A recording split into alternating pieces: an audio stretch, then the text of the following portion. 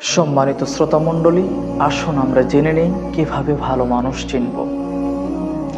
এই পৃথিবীতে অগণিত অসংখ্য কষ্টসাধ্য বিষয় রয়েছে, তার অন্যতম কষ্টসাধ্য বিষয় হচ্ছে মানুষ চেনা। এই পৃথিবীতে আমরা অনেক কিছুই চিনি, কিন্তু মানুষ চিনি না। কোনো মানুষকে ভালো বলতে হলে তার সাথে তিনটি বিষয় প্রয়োজন।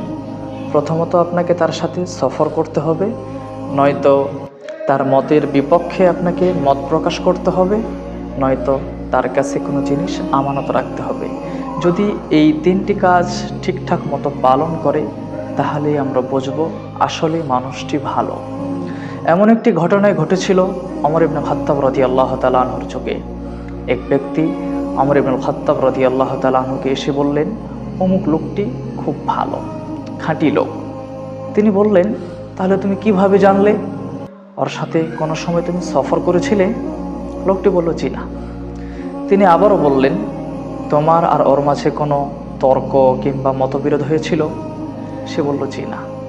তিনি বললেন, ওর কাছে কোনো দিন কোনো কিছু আমানত রেখেছিলে? তখন লোকটি বলল, জি না। তখন ওমর রাদিয়াল্লাহু তাআলা আনহু বললেন, তাহলে তুমি ওর সম্পর্কে কোনো কিছুই জানো না। আমার মনে হয় তুমি ওকে মসজিদে মাথা হেলাতে দেখেছ।